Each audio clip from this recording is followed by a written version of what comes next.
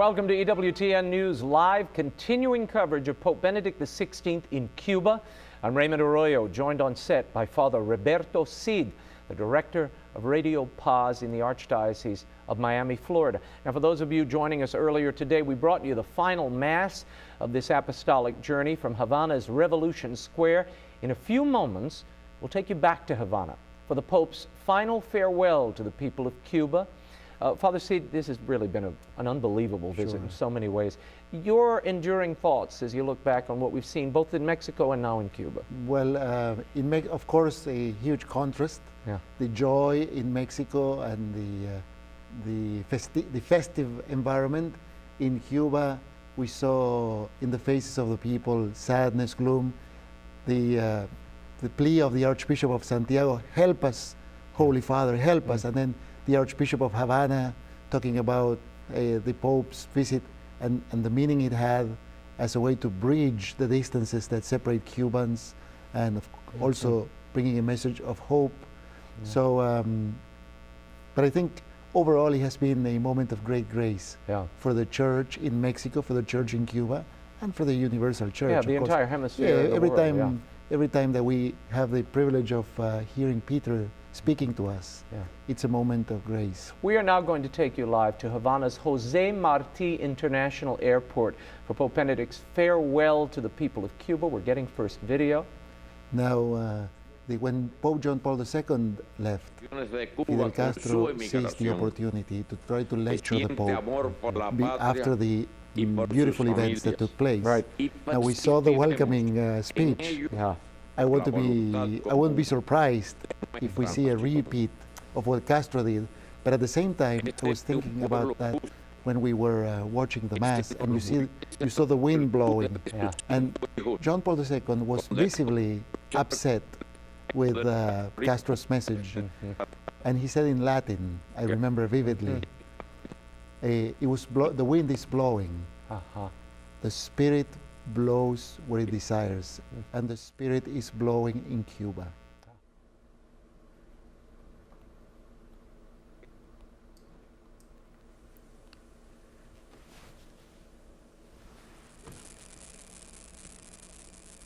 We are having difficulties with the audio. Raúl Castro is speaking.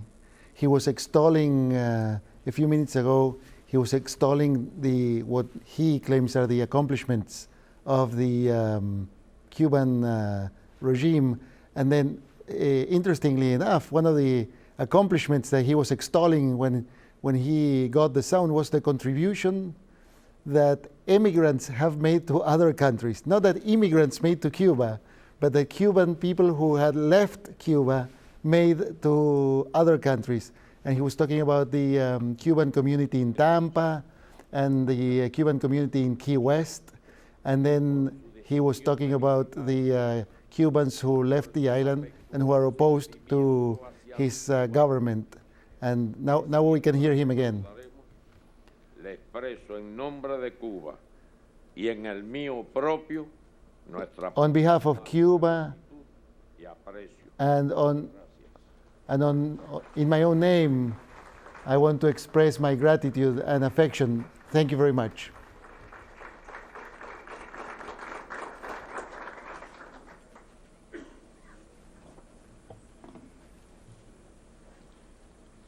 Señor Presidente, Mr. President, Cardinals and brothers in the episcopacy, authorities, dear friends, I give thanks to God that allowed me to visit this beautiful island that left such a deep mark in the heart of my beloved predecessor, John Paul II, when he was here as a messenger of love and hope. I also wished fervently to come as a pilgrim of charity, to give thanks to the Blessed Virgin Mary, the presence of her image that is venerated in the shrine of El Cobre,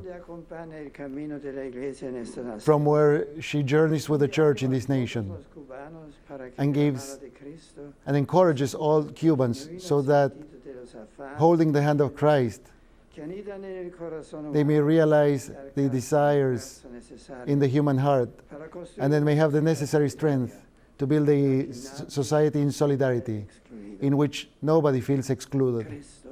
Christ, risen from the dead, shines in the world. And here, it is more clear in those areas where, according to human standards, everything is dark and without hope.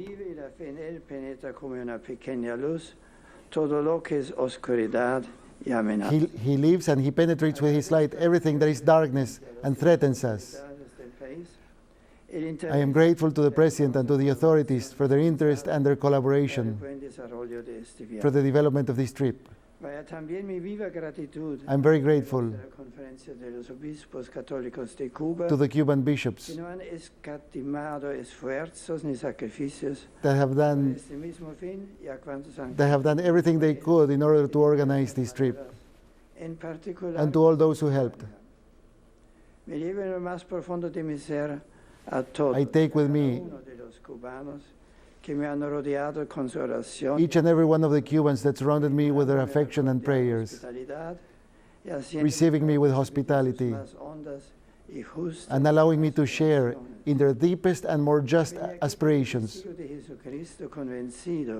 As a witness of Christ from here, I am sure that where He is, discouragement gives way to hope. A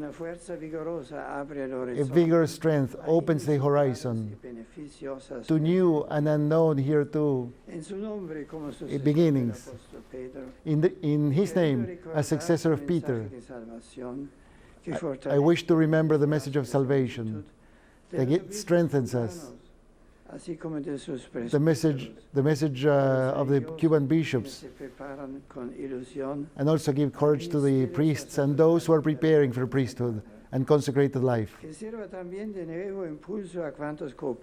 I wish to give new strength and impetus to those who cooperate with goodness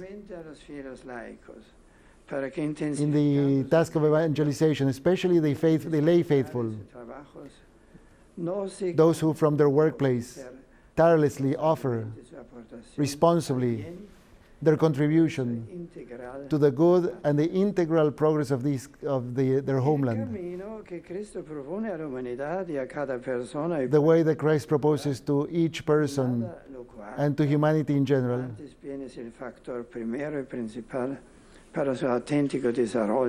does not thwart development. On the contrary, it is the first and most important step. Ayude a todos a estrechar la concordia y hacer fructificar lo mejor del alma cubana, sus valores más nobles sobre los que es posible cimentar una sociedad de amplios horizontes. A society of ample horizons, renewed and reconciled, can only be founded on the values that Christ proposes. Nobody should feel excluded from this task or exempted from its calling because they lack material resources.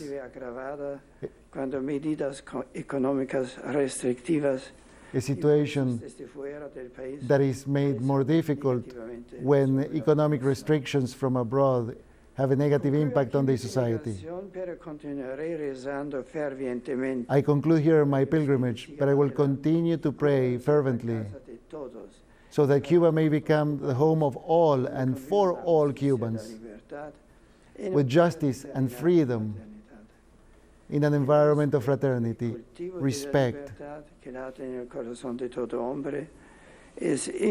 and development of freedom is important, is indispensable in order to answer to the demands of human dignity and to build a society in which everyone feels a protagonist of the future of his life, his family, and his country. This time demands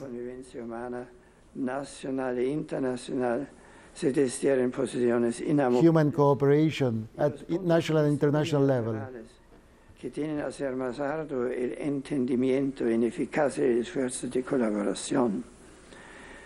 Las eventuales discrepancias y Any dificultades discrepancies and difficulties solucionar must be resolved, incansablemente searching que une a todos ceaselessly con diálogo paciente, for sincero, opportunities for dialogue that is patient, sincere, y un leal mutually voluntad understanding, que acepte metas portadoras de nuevas a dialogue that may allow us to reach new objectives. apetitos mayores. Saca de ella la fuerza para edificar. Cuba, live from the faith of your fathers. Draw from it the strength to build a better future. Open your heart to the Lord, Renovar auténticamente la to vida renew personal. authentically personal and societal life. Testigo mío emocionado a Dios, As I bid farewell to you, Nuestra Señora de la Caridad y del Cobre, I ask Our Lady of Charity proteja con su manto to protect with her mantle todos los cubanos, all Cubans, los sostenga en medio de las pruebas, sustain them y les in the midst of otorga trial, de omnipotente la gracia. and obtain from the Almighty grace. Hasta siempre Cuba, tierra embellecida por la presencia materna de María. Que Dios bendiga Farewell, Cuba, land blessed by the presence of the Blessed Virgin Mary. May God bless your destinies. And so that was the farewell address of the Holy Father Benedict XVI.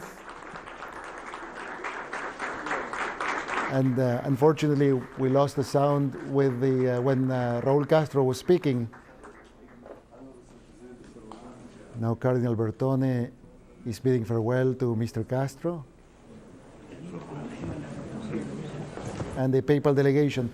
It was, Raymond, I would like to point out that it was raining when the Pope arrived at the airport. We saw some images as he was getting closer to the airport.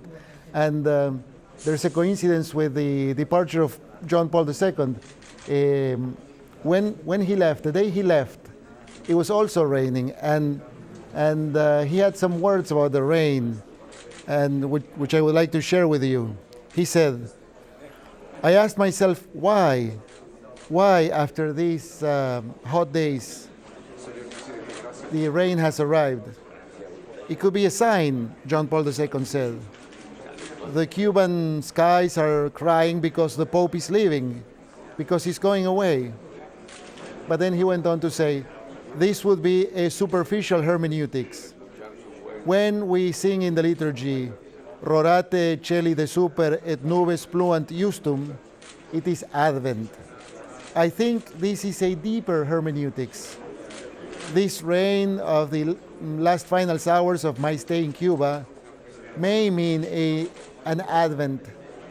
I wish to express my desire that this rain may be a sign of something new, a new Advent in your history.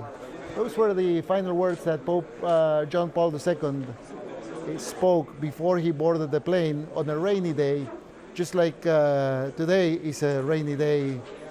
In Havana, we saw the motorcade, we saw the puddles on the roads, and that's why the ceremony was moved to an indoor location. And now we're seeing the Holy Father greeting the Cuban delegation, the Cuban authorities.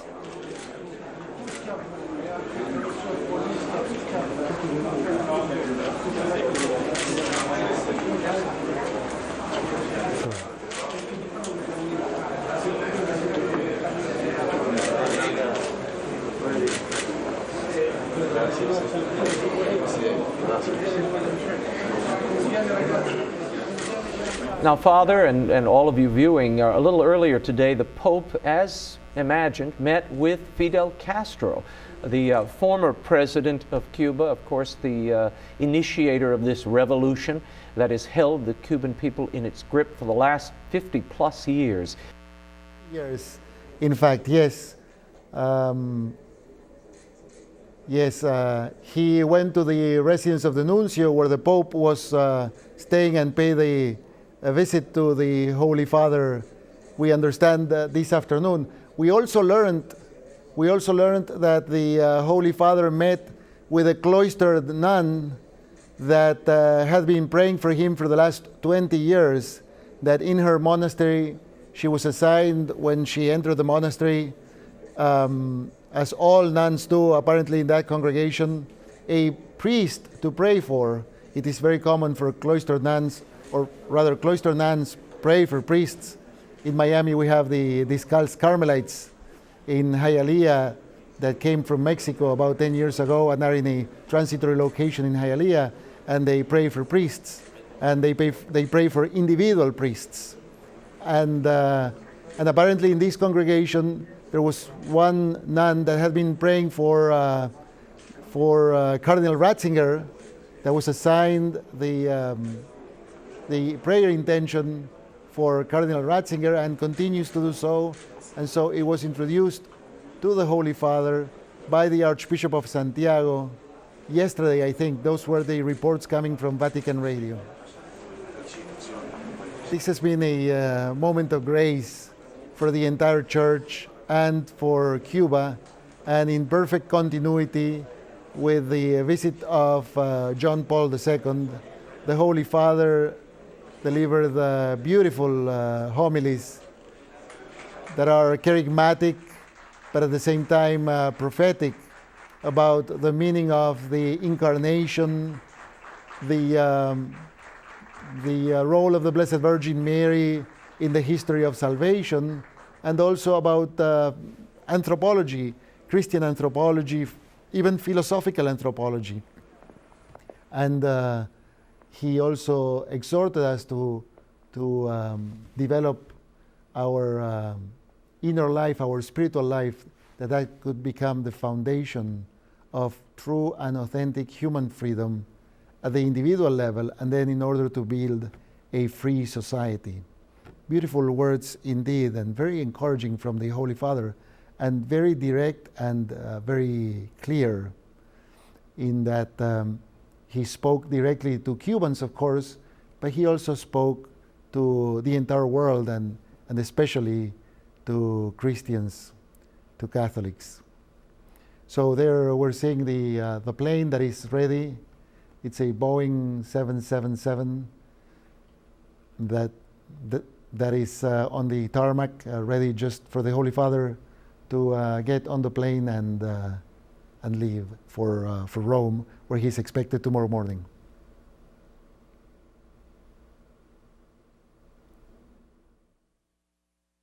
Father, there are a few reports emerging we should share with the audience. One, during that private meeting with Raul Castro, the Pope apparently asked for greater freedoms for the Church in Cuba. He also asked if he would declare Good Friday a national holiday.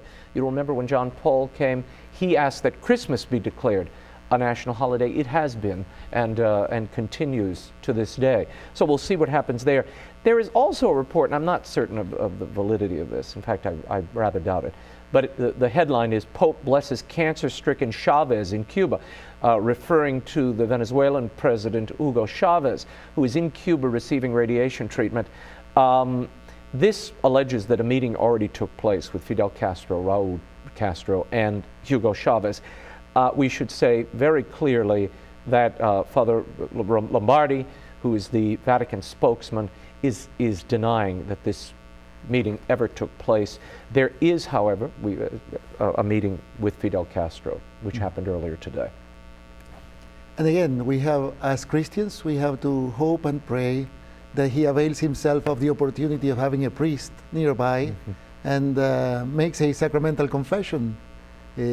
After all, he has been baptized, so one has to hope.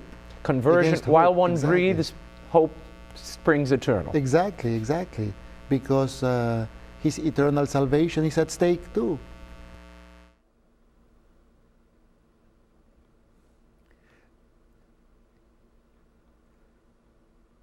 So we Christians desire that all men be saved, and God offers his mercy and redemption to all, and it's a gift that is given to us that we have to freely embrace. I was mentioning this morning that mysterious interaction between grace and human freedom. The Lord Jesus, God, the triune God, offers us all the grace that we need in order to be holy, in order to realize the deepest vocation of our life, which is a call to communion with God.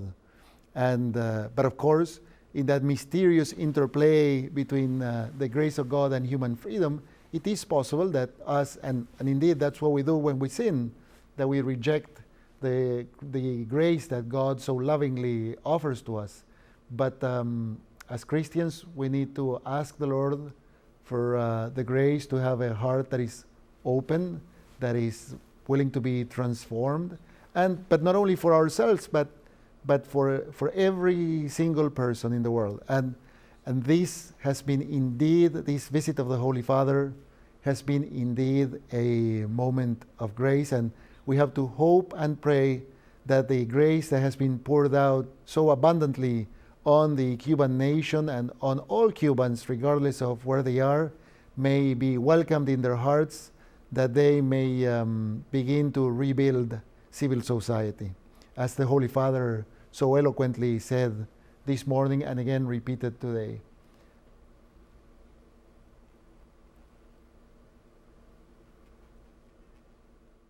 You are watching EWTN's live continuing coverage of Pope Benedict in Cuba. These are the final moments of that historic visit. Only the second time a Pope has visited Cuba, and the last time was 14 years ago. Not so bad for a country that has only 10% of its population considers itself Catholic, and only 5% attends Mass with any regularity. But you know, it's also a reflection of the gospel. The Lord Jesus says, the Good Shepherd leaves the 99 sheep and goes after the one that has been lost. And sure enough, Cuba, during these last 50 years, has been a member of the flock that has suffered a lot, and therefore needs a lot of attention from Peter, the shepherd, the universal shepherd of the church. True.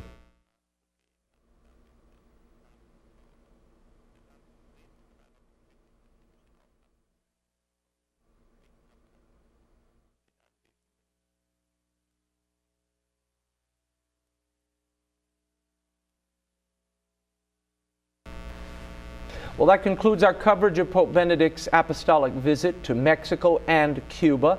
Father, before we go, Father Roberto Cid, what are your enduring memories? What do you think of this message will continue to go out and resonate?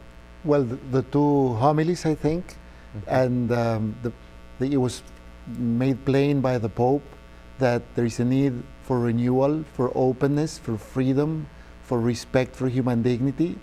He summarized it with one sentence: Cuba needs change, he said this morning in Havana.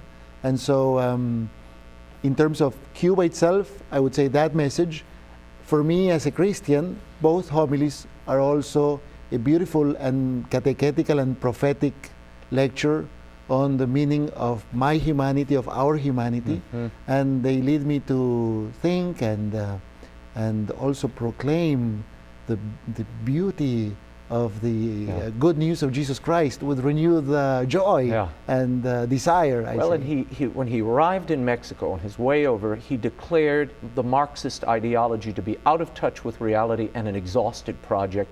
He said we need to go forward, we need to find a new society, something new predicated on hope, on faith.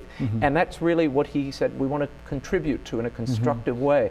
We heard in that last homily the darkness of error and the things it can produce. And clearly he's saying this is the way back. Faith in Jesus Christ, allowing the people to have their religious freedom in public and private. And all of that, I think, is really a bold message from this Pope at this time. Yes, and the conclusion is, as you said, a clarion call with courage and strength, without fear or rancor, but freely, generously, and consistently to respond to God. It couldn't be any clearer, I don't think. Well, I thank you for being with us, Father Roberto Cid. Thank you very always much. A pleasure. My pleasure. And the pleasure was ours to bring you this beautiful visit. You can always count on EWTN News to bring you the most complete coverage of the papal travels you'll find anywhere. And I want to thank all my co-hosts, Monsignor Bert Diaz of Brownsville, who joined me earlier in the week for the Mexican portion of the visit, and our friend Father Roberto Cid of Radio Paz. We also want to remind you to watch the world over this week. Paul Ryan, the head of the the Budget Committee in the House of Representatives will be my guest, as will Ken Cuccinelli. He's the Attorney General of Virginia, who's suing the federal government in the Supreme Court. And he'll be bringing us up to date on all the debate over the individual mandate, the president's health care plan, and where it could lead, what that ruling might look like in June. On behalf of the staff and crew of EWTN News, I'm Raymond Arroyo. We'll see you next time. Thank you so much for joining us. Bye now.